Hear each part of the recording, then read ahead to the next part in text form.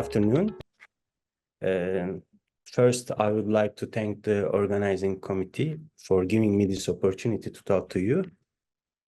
Today, I'm going to talk about the effects of COVID-19 on the patients who suffer from intraparenchymal hemorrhages and our surgical outcomes.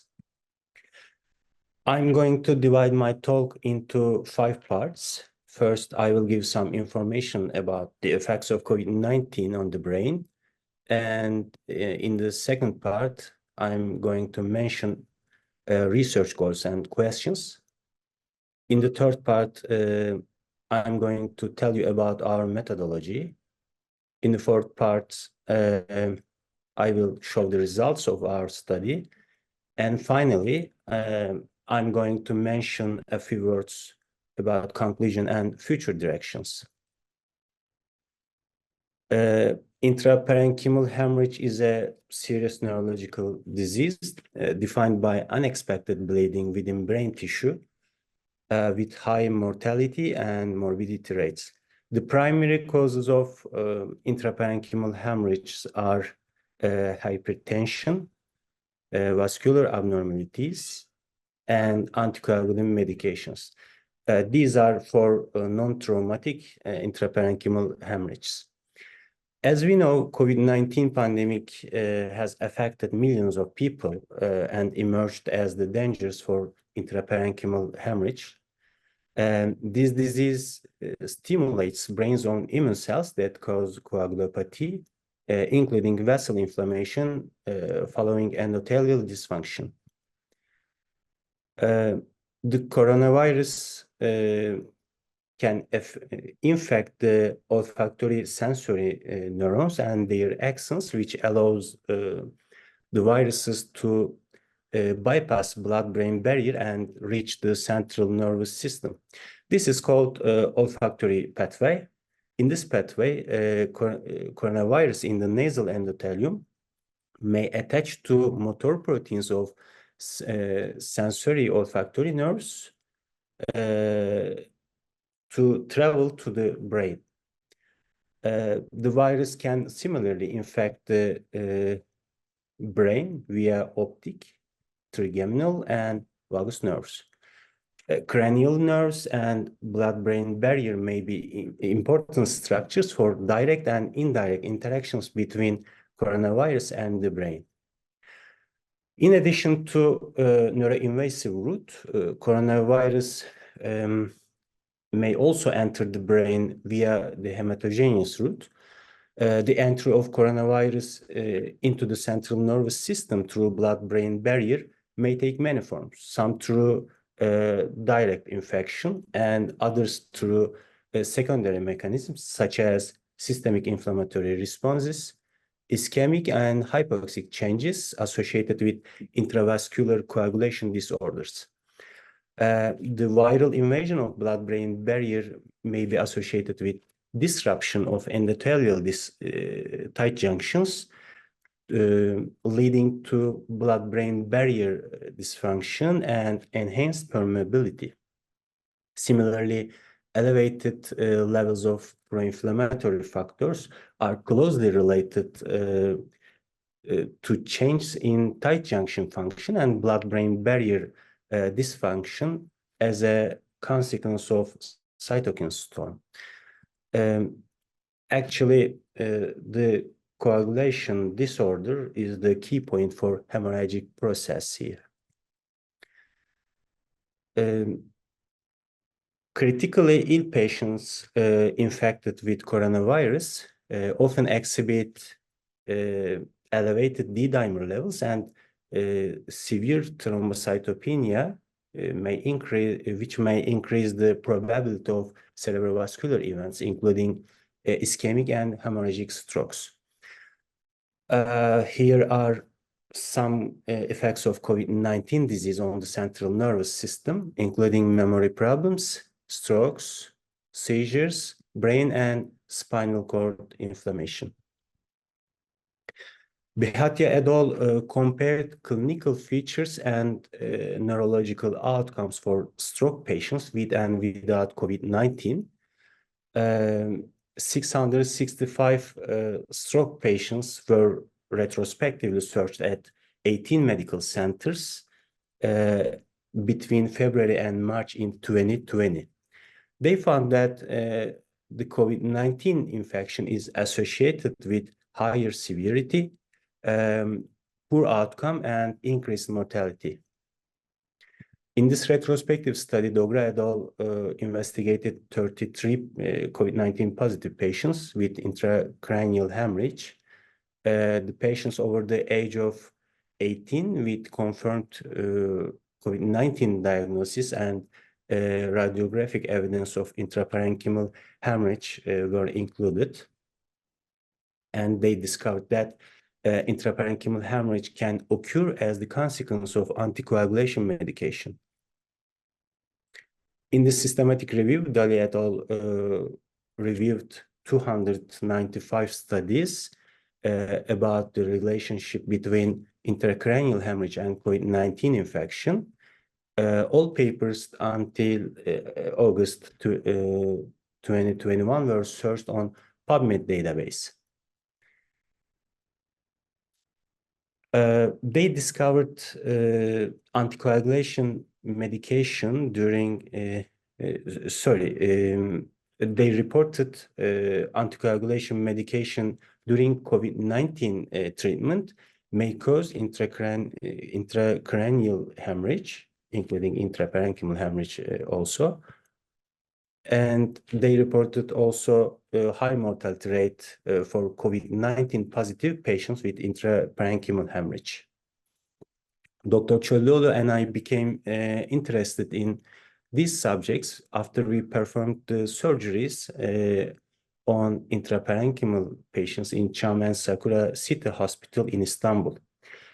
We aim to investigate our surgical outcomes and potential association between intraparenchymal hemorrhage and COVID-19 disease.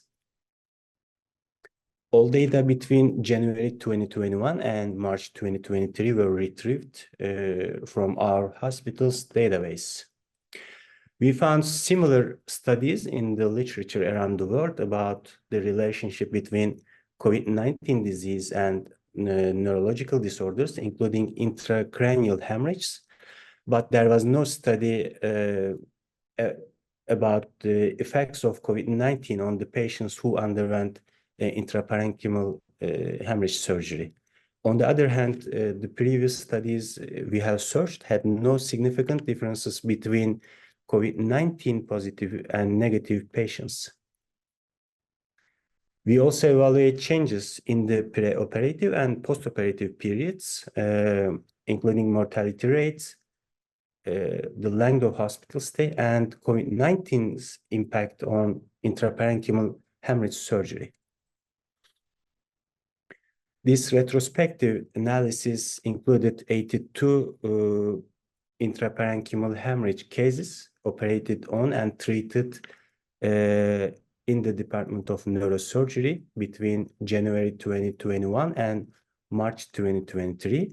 All data including patient demographic details, laboratory test results, neurological examination findings, hematoma volume calculation, and midline shift calculation were retrieved from our hospital's database.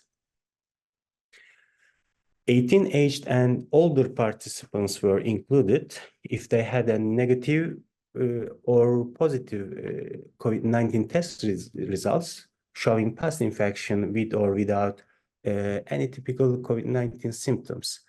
Individuals were eligible for the study if they had a confirmed COVID-19 diagnosis based on a positive viral RNA PCR test results. Patients with trauma-related intraparenchymal hemorrhage and insufficient data on the hospital's database, or the patients who did not have a COVID-19 test results were excluded from the study. Brain CT scans and MRI scans were used to confirm the diagnosis of intraparenchymal hemorrhage and provide evidence of neurological damage. There were 82 people in the research with 9 tested positive and 73 tested negative for COVID-19 infection. Speaking of laboratory test results, there was a significant difference for only aspartate aminotransferase and alanine aminotransferase levels. Other results did not differ between COVID-19 positive and negative patients. As to hematoma volume calculation, we have 3 diameters to calculate it. A for perpendicular diameter of the hematoma, and B for the horizontal diameter. And the last one is C for the layer thickness of the hematoma on the axial sequence of the CT scan. So we should calculate the hematoma volume by multiplying these 3 diameters, and then we can find the result by dividing into 2. You can see on the left preoperative and postoperative CT scan samples of one of our cases. The average hematoma volume was reduced from 82.4 cubic centimeter to 23.7 cubic centimeter. Similarly, midline shift effect decreased from 9.3 millimeter to 5.2 millimeter after the surgeries. Both hematoma volume and midline shift effects demonstrated a significant reduction after the surgery.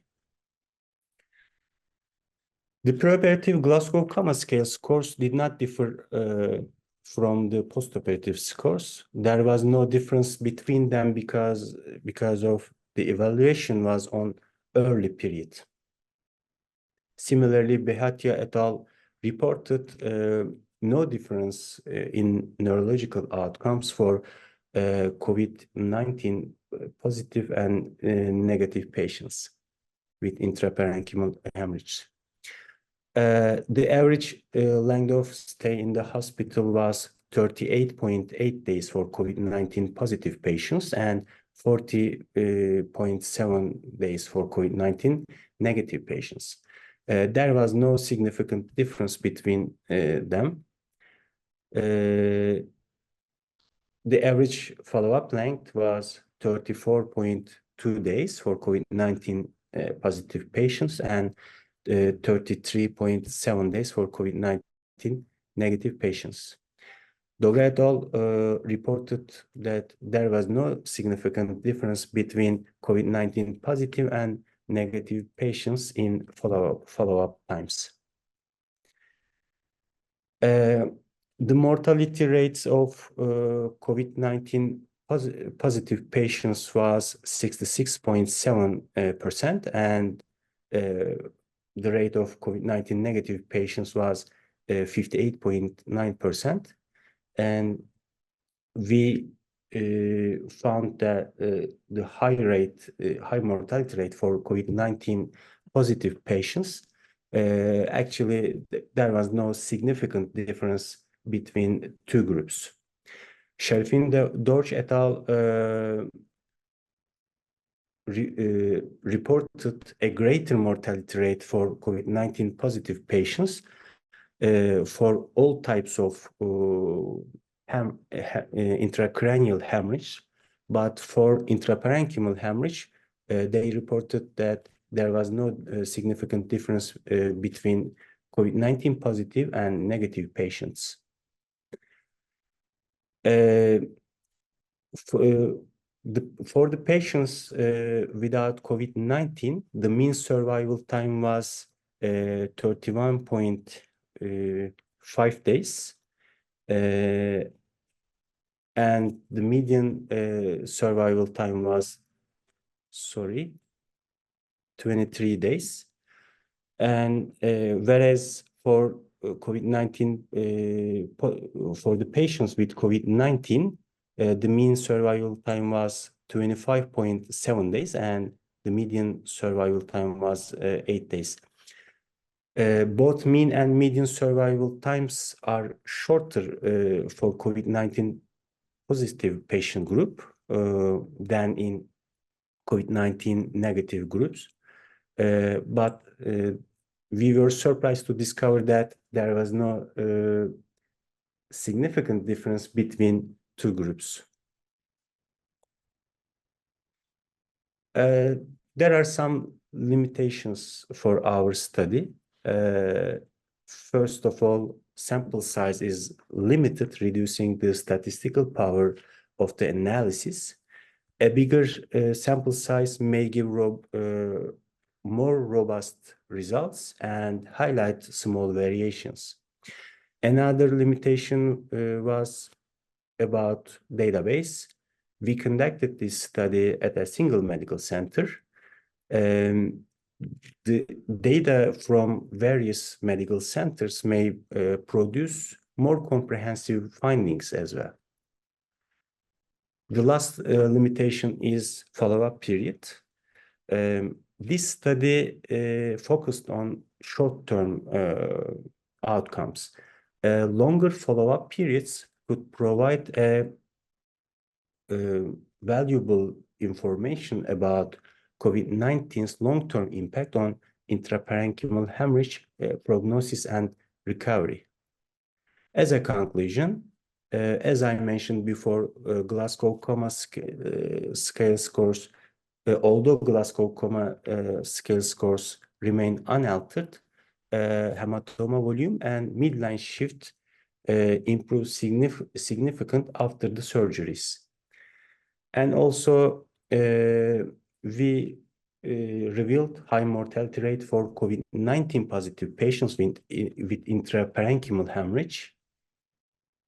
For mean and median survival times, although there was no significant difference between two groups, the survival times were shorter for COVID-19 positive patients than in COVID-19 negative patients.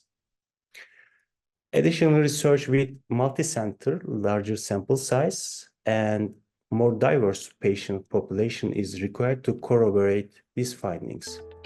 Thank you for your attention.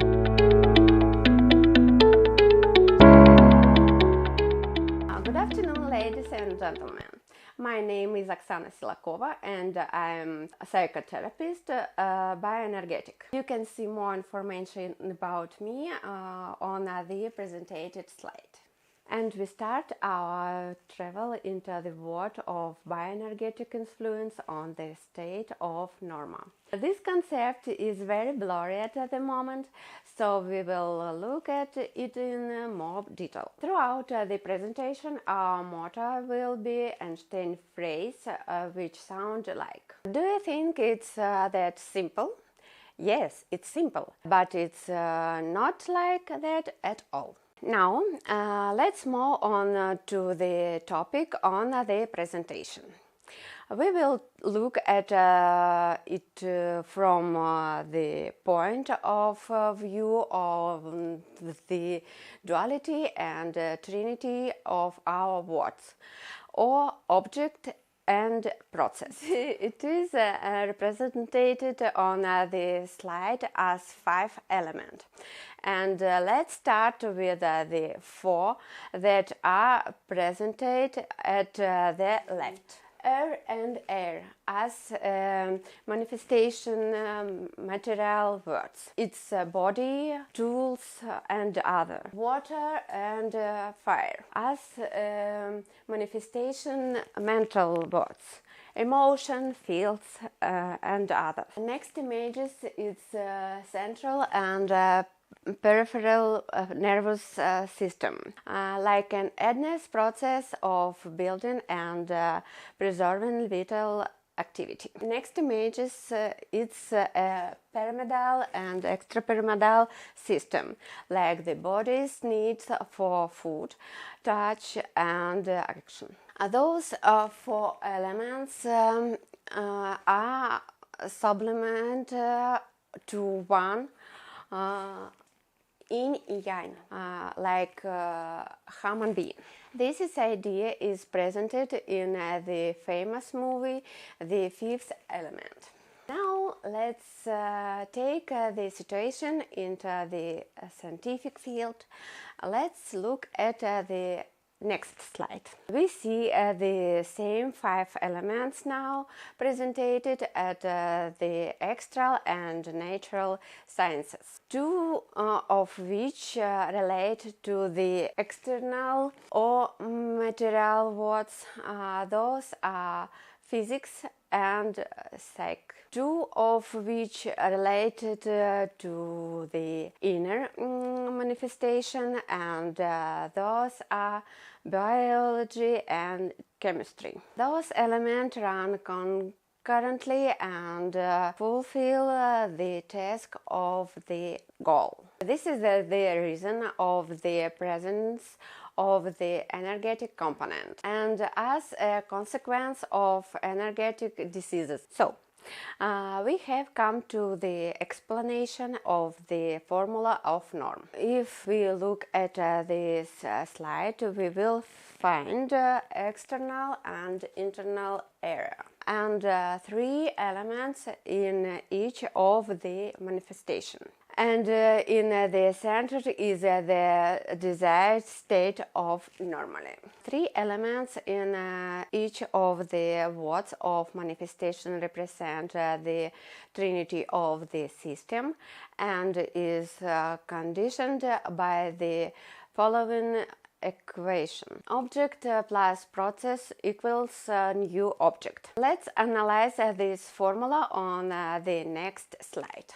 The initial and final object are not subject to analysis and correction, as they are the test for the result or litmus paper. Analysis and correction is done only at the process stage. It is an indicator of how much the conditions have been correctly assessed. The tools have been found and selected in the external world as the experience, knowledge and study of information in the internal world. Diagnosis of the problem area can be determined with the help of Maslow's pyramid. However, it should be kept in mind that the significance of the airs are different for men and women. For men, it does from the base to the top. For women, from top to bottom. The effect is explained by the functionality of masculine and feminine energies according to the principle of yin and yang.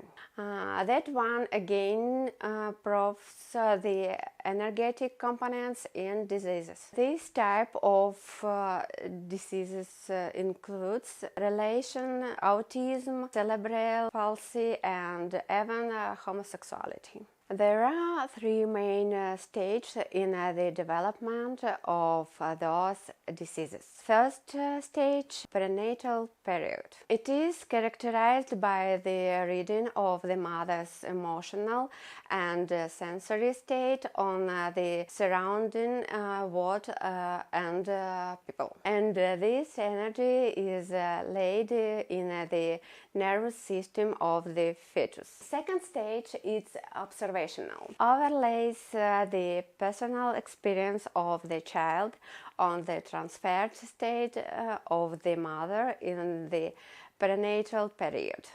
And this stage either for 5 or levels the transmitted state. And the final stage, puberty and socialization. Here an important role is played by relation with peers. Their perceptions of the adolescent and its correlation with the circumstance based on the formed experience at the first two stages. Currently, we most often rehabilitate and treat the consequences of the causes rather than the cause itself. Finishing my presentation, I would like to say some positive news. The presented norm formula allows us to state that there are only 64 root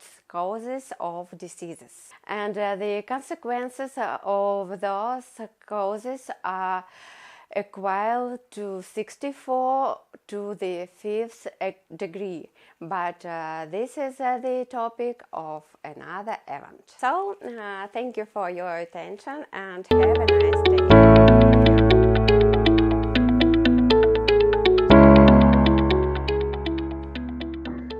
Hello everybody, I would like to invite all, and now I would like to present the theme sex-related differences among ischemic stroke patients treated with intravenous thrombolysis in Poland. In recent years, a lot of research has been published looking into ischemic strokes epidemiology, prognosis, risk factors, pathogenesis, clinical pictures and course, as well as treatment and sex-dependent outcomes. Many studies have shown that women suffer from more severe strokes than men and have less favorable prognosis, something which is additionally modified by the home country's level of development. Women appear to be less often treated with intravenous thrombolysis. It is uncertain if women equally benefit from intravenous and intra-arterial thrombolysis treatment. One should also take into account specific national or regional differences in patients' profiles. Careful analysis shows that under the age of 35, the incidence of stroke is much higher in women. In people aged 35 to 74, the incidence of stroke is lower in women than in men. Over the age of 75, there is an increase in the incidence of stroke in women. Please remember that currently in the USA, ischemic stroke is the fifth cause of death in men, but still the third cause of death in women. In Poland, the epidemiological data shows that in 2022 that also similar like in other countries, below 35 years, stroke incidence is more often in women, but how you can see here, over 75 years, also stroke is more often in women than in men. Data from the National Health Fund in Poland indicate that since 1997, the incidence of stroke has been increasing, approximately 190 per 100,000 people, but the mortality rate has not changed, approximately 70 per 1,000 people. Approximately 70 to 75,000 people were hospitalized annually due to ischemic stroke in the years 2013 to 2017. In 2017, women constituted about 51%, In 2022, about 49%. In 2022, in Poland, about 21% of patients received thrombolytic treatment. Hospital mortality rate was approximately 13% in nationwide hospitals, and in stroke units it was lower, on average by 70.4%. 90-day mortality rate was approximately 22% in patients from nationwide hospitals and 15% in patients from stroke unit.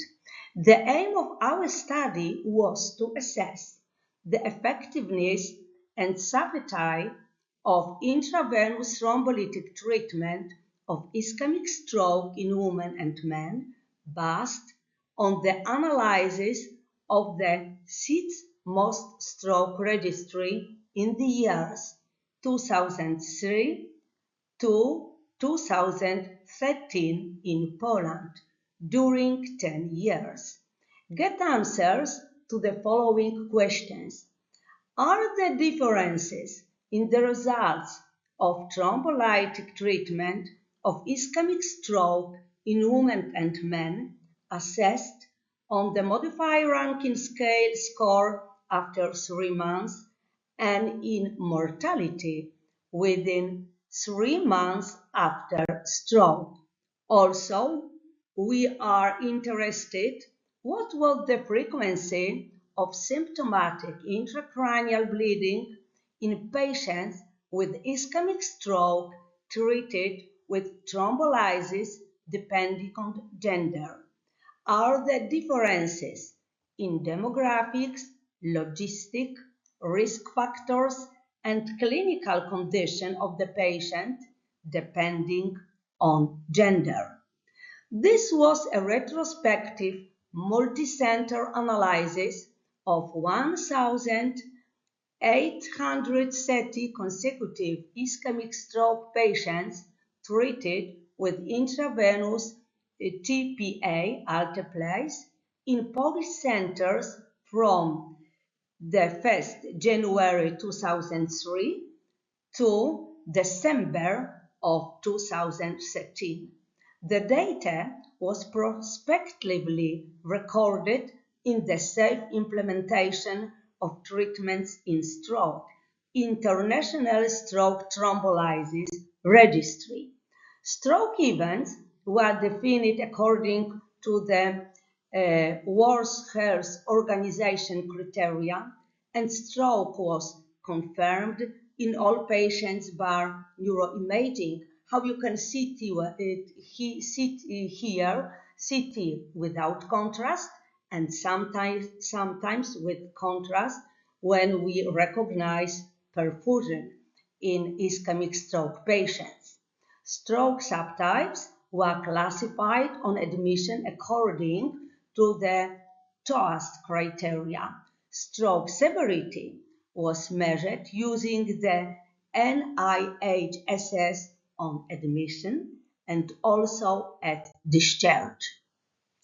Very well-known conventional stroke risk factors like hypertension, diabetes mellitus, atrial fibrillation, hyperlipidemia, and tobacco smoking were defined as self-reported in previous medical records or newly diagnosed. Obesity was defined as body mass index equal or above 30 kg per meter square, pre-stroke modified Rankin stroke scale at discharge, and 3 months after the stroke were assessed during an interview with the patient or his or her proxy.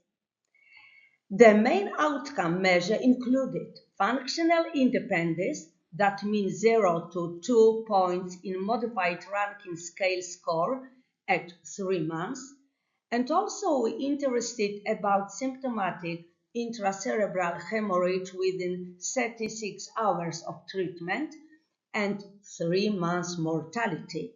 Dependency was defined as an MRS score of 3 to 5 points.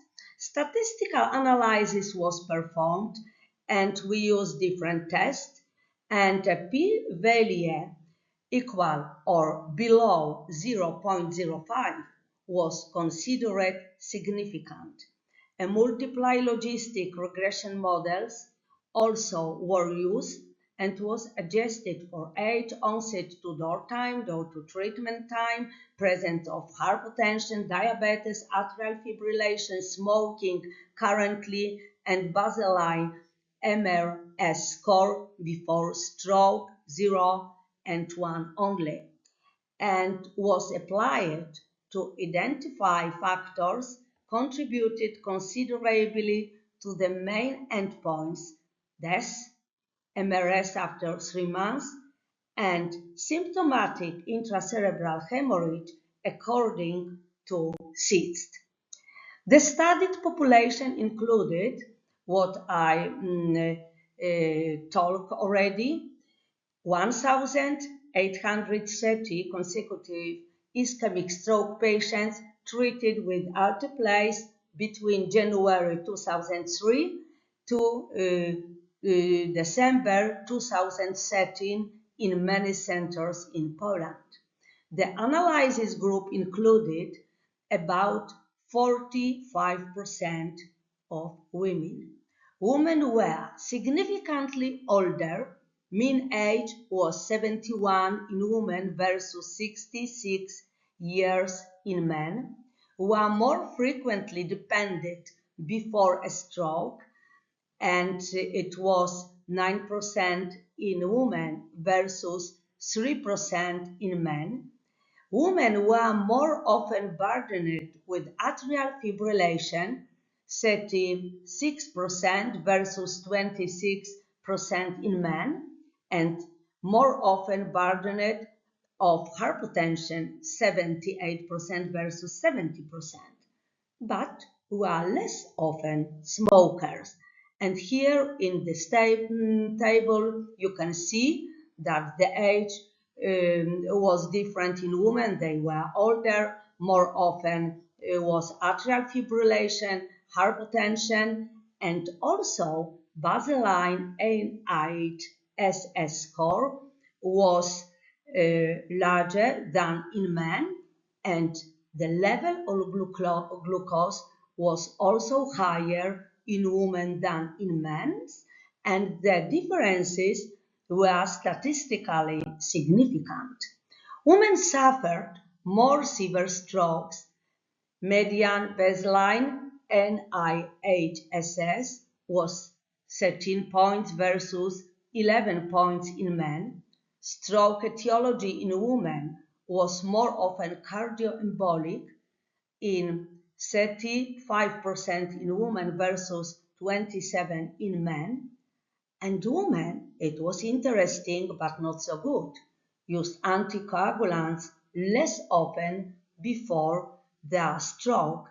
It was 3.8% versus 4% in men.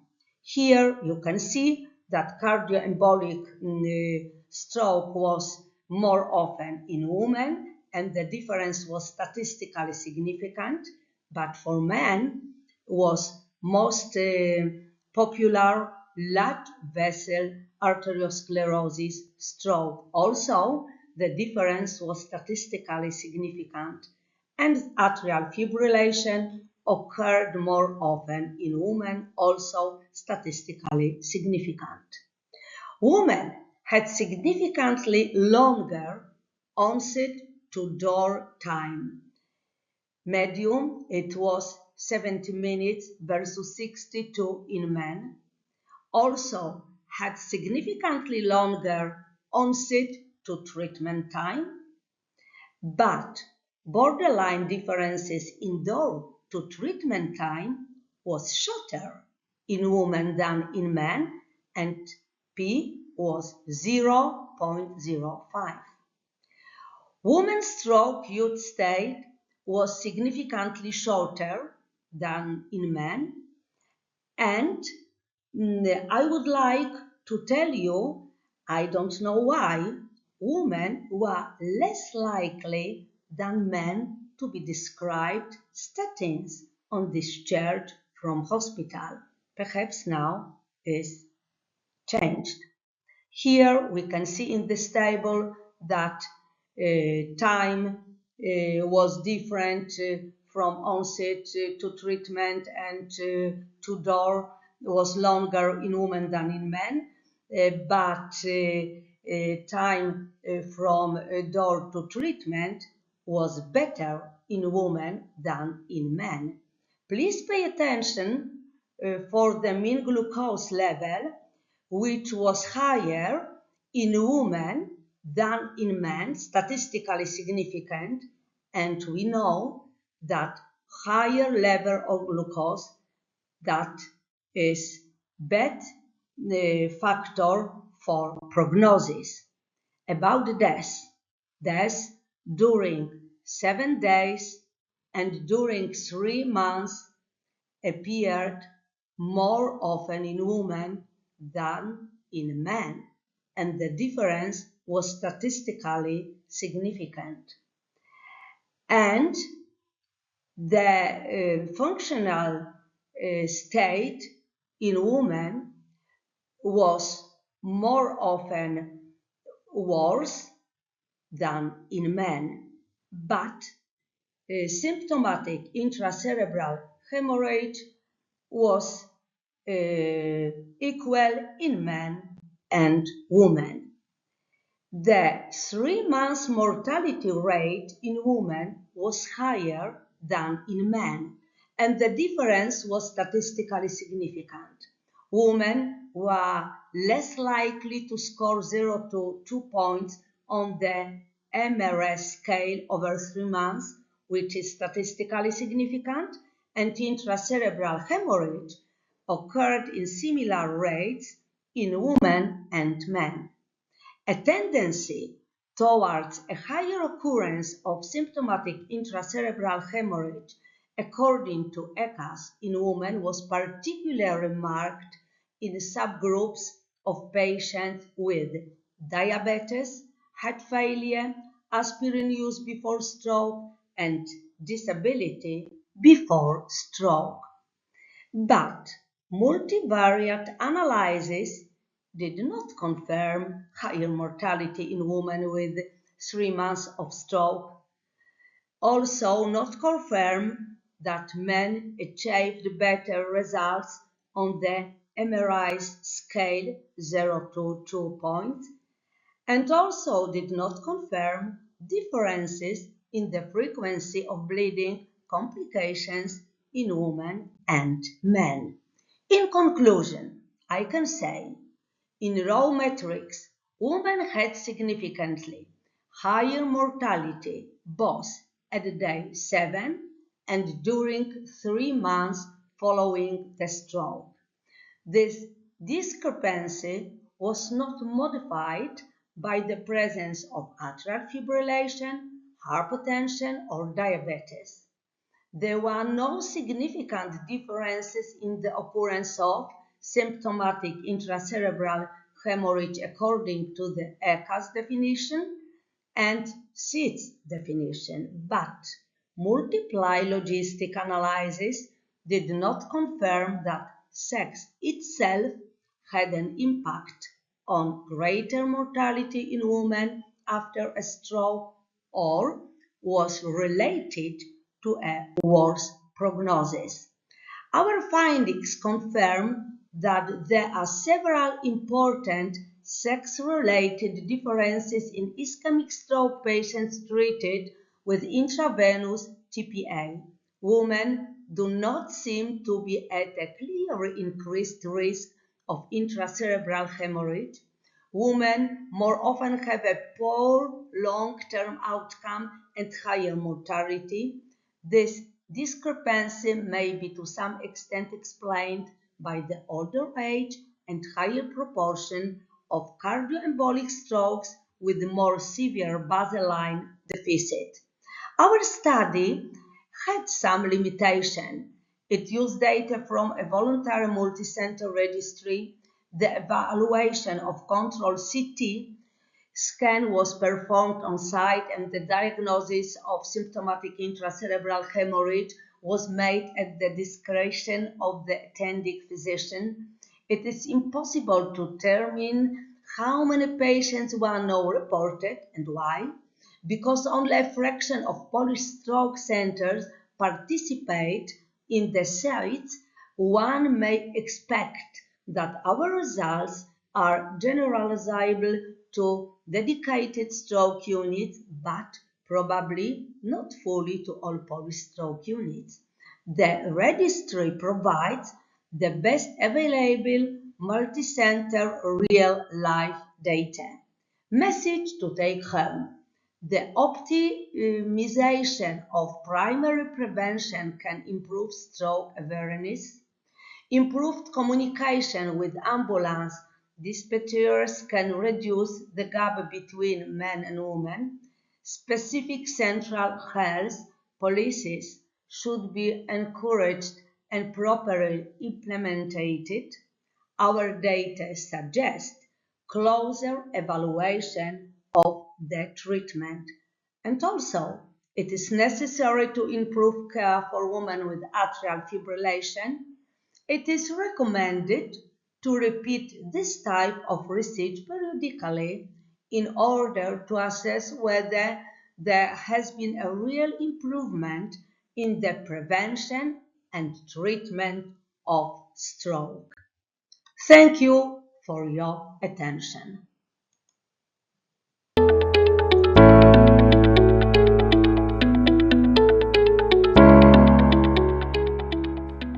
Hello, everybody. I'm Jiahan Lin from Taiwan.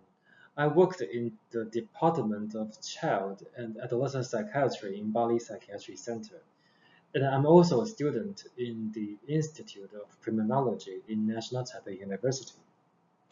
Today, my topic is suicide attempts in adolescents with adjustment disorder in Taiwan. We all know that major depressive disorder, dysthymia, sleep disorders may be the key drivers of youth suicide. Policymakers and first-line specialists have targeted the multidimensional factors associated youth self-injury and suicide. During the outbreak of COVID-19 pandemic, we see a continual increase in the suicide rate of youth groups all over the world. We try to present 3 cases of teenage patients with suicide attempts, diagnosed with adjustment disorder and moral comorbidity in Taiwan, to demonstrate how we use ACT, acceptance and commitment psychotherapy with this group of people. The first case patient made, she's a 17 years old female patient in a senior high school. She was referred by her school teacher because her family refused to let her visit school psychologist. And she had some very important social disadvantages, including her mother migrated from Vietnam to Taiwan, and her parents have some discord, divorce, low social economic status problems, and during the period of COVID-19 distance learning at school, she was isolated from her classmates during some bully problems. Her grades dropped, and she had some relationship problems with her family and her boyfriends and her girlfriends. She is a bisexual. And also, since junior high schools, because her social disadvantages, she has shown some suicide ideation. We tried to test her psychological characteristics via some psychological examinations and found that she had some tendency of neuroticism, perfectionism, low self-esteem, very high negative self-reference, and negative influence from others' wording or talking. She could not relatively well cope with those problems.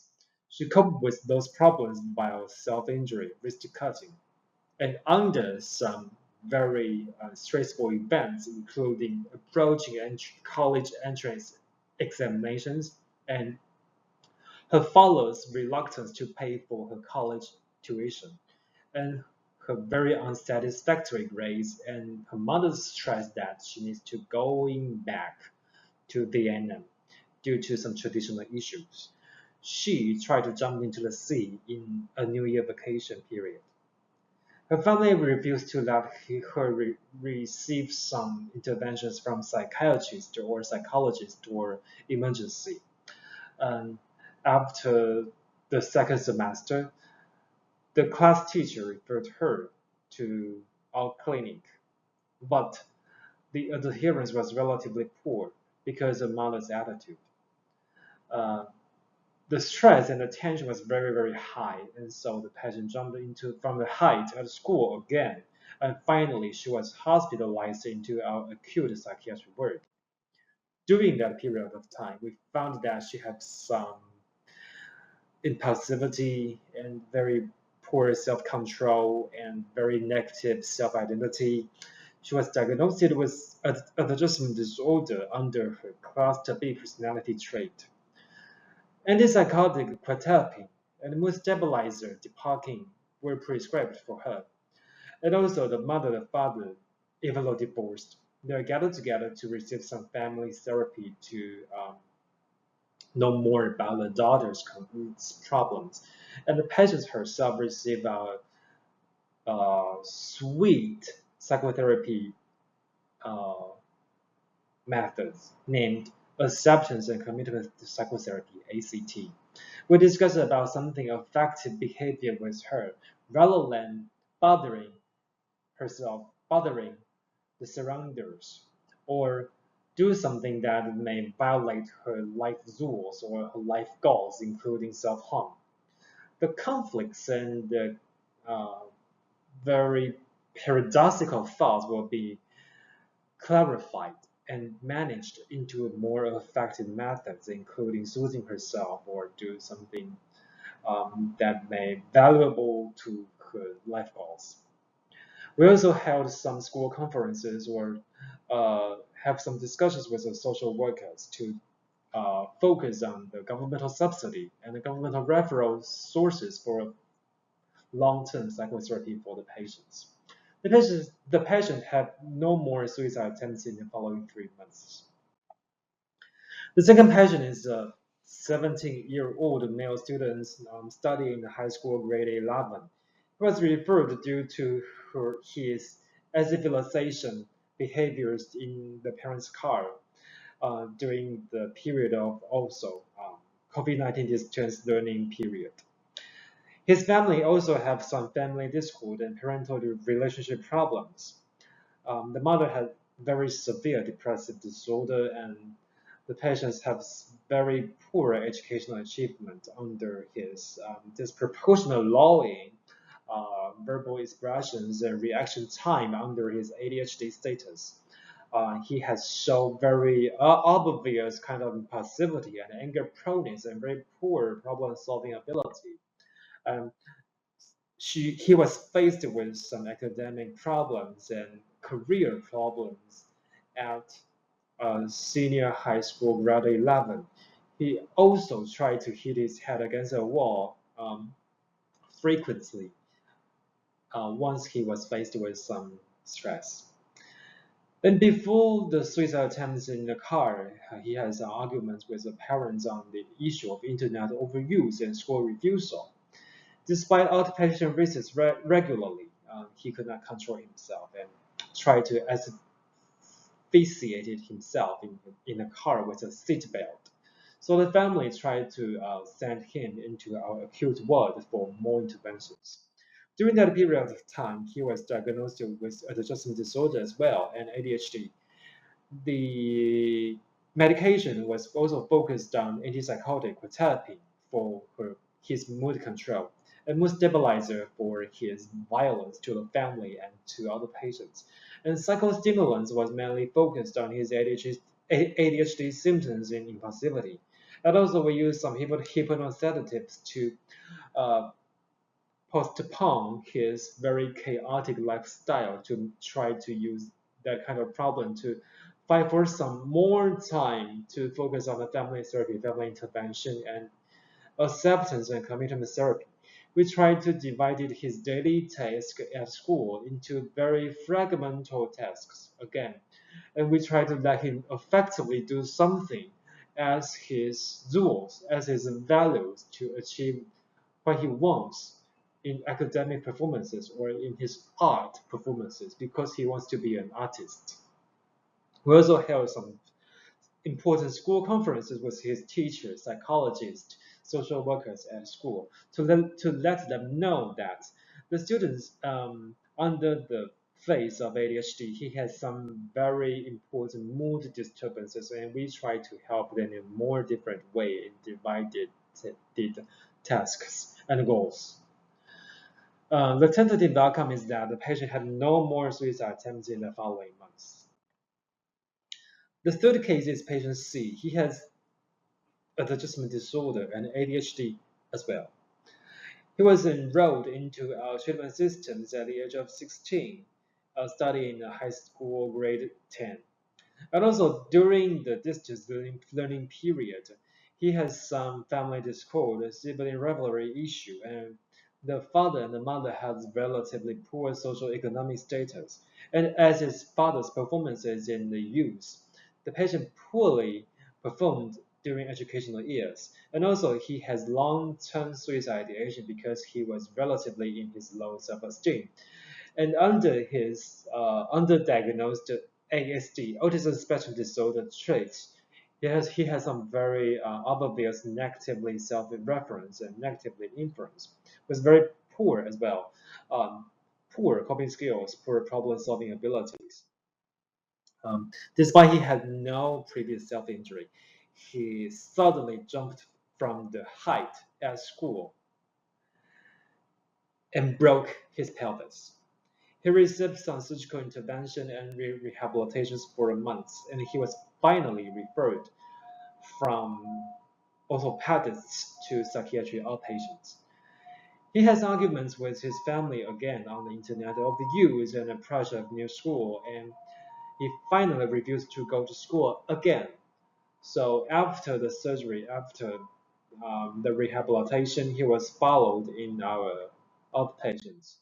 We diagnosed him with some NAMs, including adjustment disorder and ADHD and ASD trait, and Ritalin and antidepressant, including serotonin reuptake inhibitors, were prescribed. We also administered some cognitive behavioral psychotherapy and ACT with his physical therapists and PE coach to use a more multi-dimensional methods to let him do something valuable to him. We tried to push him out from his room and away from his computer and cell phone. So we tried to help him do some PE class to train his muscle from the rehabilitation courses to boost his strength. And under better physical conditions, we try to help him attend the vocational training courses, fitness courses, to help him get a new job rather than all day long stayed in his room. So the patients have no more suicide attempts in the following 3 months. The 3 cases analysis, we found that all 3 patients had attempted suicide under conditions of intercorrelated psychosocial distress, with family, with classmates, under bullying conditions, and they all had developed depressive mood and anxiety symptoms. We also see their biological vulnerability and psychological characteristics and very much warning sign. Let us know that the failure of coordination among caregivers, teachers, and relevant authorities may result in the negative consequences. In child and adolescents, the annual prevalence of non-suicide self-injury, suicide ideation, deliberate self-harm, and suicide attempts has been reported to be 19.5%, 14.2%, 14.2%, and about 5% respectively. Social disadvantages, family adversity, personal experiences, psychological characteristics, and psychiatric disorders are the key risk factors for self-harm or suicide in youth. And in Taiwan or in the US, hanging, jumping from the height, poisoning, including drug overdose, or self-harm use are the common suicide methods worldwide. Suicide motives can be interpersonal or intrapersonal and include depression, punishing oneself and frightening someone and getting back at someone or getting relief from a terrible state, feeling unreciprocated love or getting some attention, something like that, or meaningful and reasonable. The poor efficacy of medication, including CBT, DBT, dialectical behavioral therapy, or other psychotherapeutic modalities and combinations of thereof non-significant in managing suicide or self-harm in adolescents, implying that such phenomena or interpersonal differences may show some very different severity prognosis, treatment adherence, and treatment adequacy in this group of people. We need more studies because the outcome often equivocal, and very few studies focus on use-based suicide interventions. And also we have to emphasize the importance of some non-conventional interventions, including lifestyle changes, assistive robotics, and social training interventions. So we have to know that the psychopathology of those group of people may be managed with psychotropic medication and psychotherapy combined. No regimen reduces the risk of self-harm or suicide in the indication list, but most psychological interventions are used a modified version of those from adults. So we have to know more about the possibility to develop a use-based modality. And we also can see the panel shows us the motive availability of methods may brought about self-harm or suicide attempts or suicide from the above risk factors, including social disadvantages, family adversity, and personal experiences and psychological characteristics we have mentioned from the above cases. And the psychiatric disorder may be the last thing doctors should know because we have to seize the full information from the panel as well, so that we won't neglect those important psychosocial factors in the group of people. Okay, that's all my presentation. I will be very happy to see you to send me some email to let me discuss with this issue with you. Okay, thank you for your listening.